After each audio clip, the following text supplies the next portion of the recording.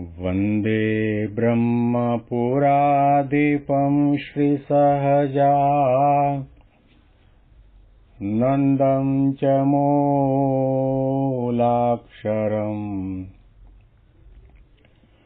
श्रेयस्कारणसद्गुणैकनिलयम् श्रीप्रागजिह्वावत ब्रह्मोपासनधारकं गुरुहरिं यज्ञं तथा योगिनं प्रत्येवं प्रमुखं महन्तमनिशं श्रीजीस्वरूपं मुदा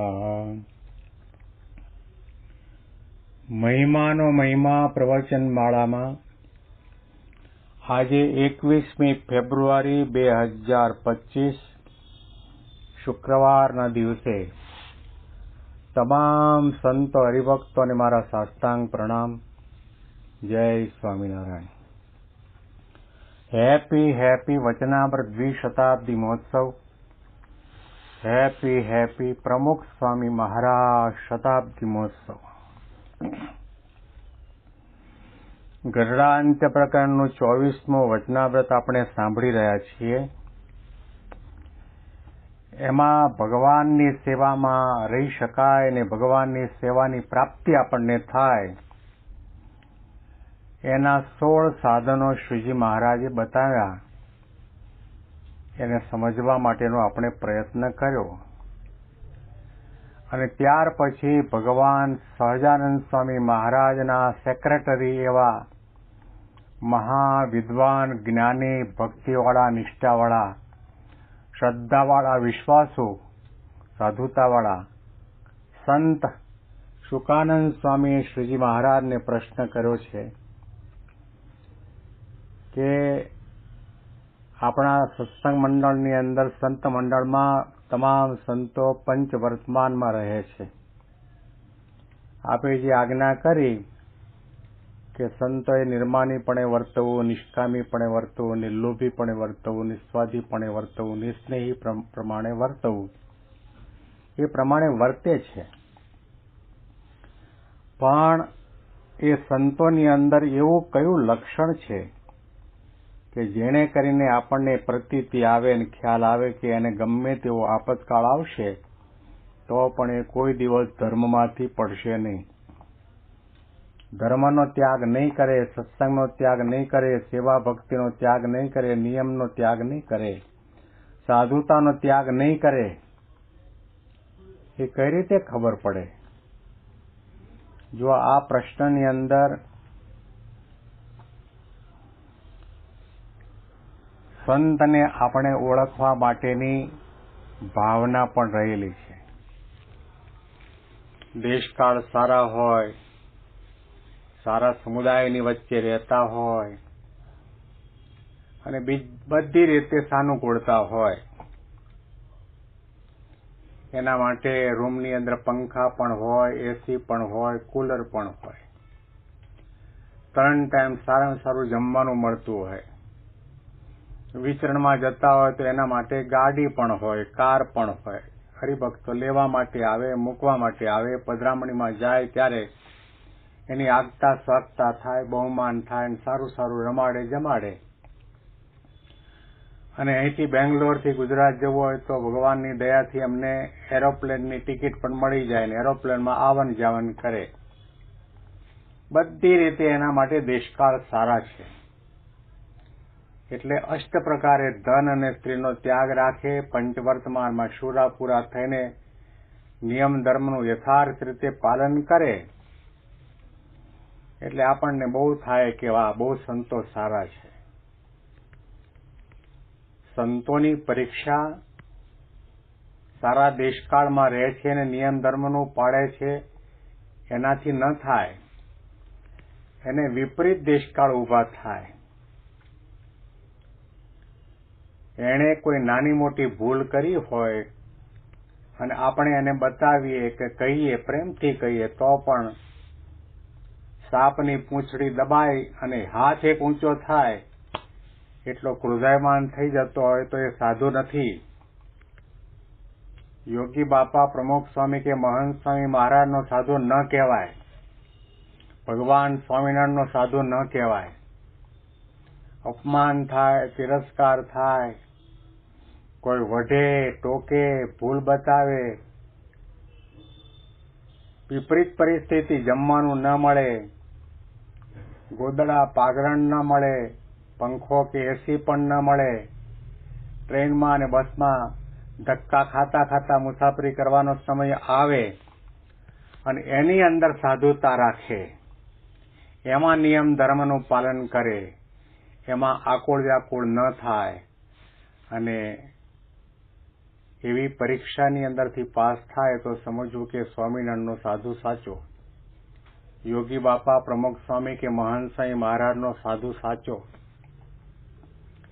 બાકી સુખપાળમાં બેસીને ભગવાનનું ભજન કરવાનું હોય તો સૌ કરે, પણ ખાવાનું ન મળે, મહારાજના 500 પરમાણસોના જીવન વાંચો, એ સમયનો સંપ્રદાયનો ઇતિહાસ વાંચશો એટલે ખ્યાલ આવશે. શ્રીજી મહારાજે આજ્ઞા કરેલી સંતો પરમાણસોને જાઓ ગામડે ગામડે ફરો. 114 પ્રકરણ ફેરવેલા, એમાં એક પ્રકરણ એવું પણ હતું કે સવારથી સાંજ સુધીના સમયમાં તમે 5 જણને વર્તમાન ન ધરાવો, સત્સંગી ન કરો, ત્યાં સુધી તમારે મોઢામાં અન્ન જળ લેવા નહીં. ભૂખ્યા ભજન થાય ખરા, પણ સંતોએ મહારાજને રાજી કરવા માટે પ્રતિજ્ઞા લીધેલી, એના માટે ભેખ લીધો હતો. ગામડે ગામડે ફરી વળે. કોઈ હળ ચલાવતો, હાંકતો, ઉનાળાના ધગધગતા તાપની અંદર હળ ચલાવતો ખેડૂત હોય, હવે એની પાસે ટાઈમ તો હોય ને, બિચારા પાસે ખેતી કરવાનું હોય, પરિવારને ભરણ પોષણ કરી રમાડવા જમાડવાના હોય, એટલે સંતો એની સાથે સાથે ચાલે. આગળ બળદ પણ ચાલે, હળ પણ ચાલે, એની સાથે ખેડૂત પણ ચાલે, એની સાથે 2 સંતો પણ ચાલે અને વાતો માંડે. માણસનો અવતાર મોંઘો વારે વારે મળતો નથી.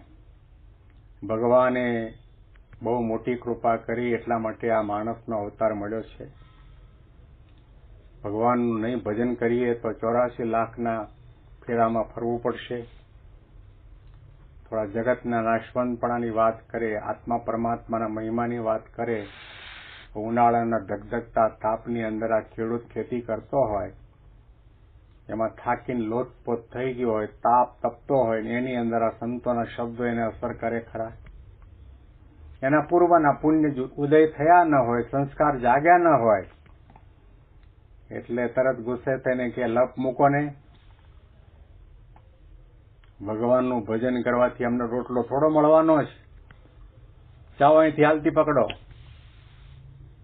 વળી પાછા સંતો પાછળ ને પાછળ, ભગવાન ભજી લો, વર્તમાન ધારણ કરો, આ બીડી સિગરેટનું વ્યસન છોડો, તમાકુ ગાંજો છોડી દો, સવારના ઉઠીને સ્નાન કરો, પ્રાતઃ પૂજા કરો, દેવ દર્શન કરવા માટે જાઓ. અને એવો કંટાળે ખેડૂત હાથમાં બળદને મારવાનો પરોણો હોય ને, એ પરોણાથી સંતોને એવો માર મારે, અને પરોણાનો માર પડતાની સાથે સંતો બેવડ વાળી જાય, જમીન ઉપર ઢળી પડે, તો એ સ્વામિનારાયણ સ્વામિનારાયણ કરતા એ ખેતરની માટી ખંખેરી ઉભા થાય, વળી પાછા ખેડૂતની સાથે, અને વળી પાછી મહિમાની વાતો કરે, ભગવાન ભજવાની વાતો કરે. અને તે વખતે ભગવાન એ ખેડૂતના હૈયામાં પ્રેરણા કરે, એ વિચાર કરે કે આને હું મારું છું, હળધૂત કરું છું, ગાળો આપું છું, હાંકી કાઢવાની વાત કરું છું, તો પણ આ સંતોને શું સ્વાર્થ છે કે મારી પાછળ ને પાછળ ભગવાન ભજવાની વાત કરે છે.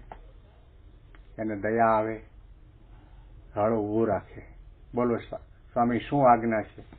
કે વર્તમાન ધારણ કરો, કાળ માયા પાપ કર્મ યમ દૂત ભયાદહમ સ્વામિનારાયણ શરણમ પ્રપન્નોસ્મિ. સપાતું મામ. હવેથી દારૂ, માટી, ચોરી, અવેરી, વ્યભિચાર આ કંઈ કરવાનું નહીં. ને સવારના સ્વામિનારાયણની માળા કરજો, પૂજાપાઠ કરજો, મંદિર કામમાં હોય તો દર્શન કરવા માટે જજો.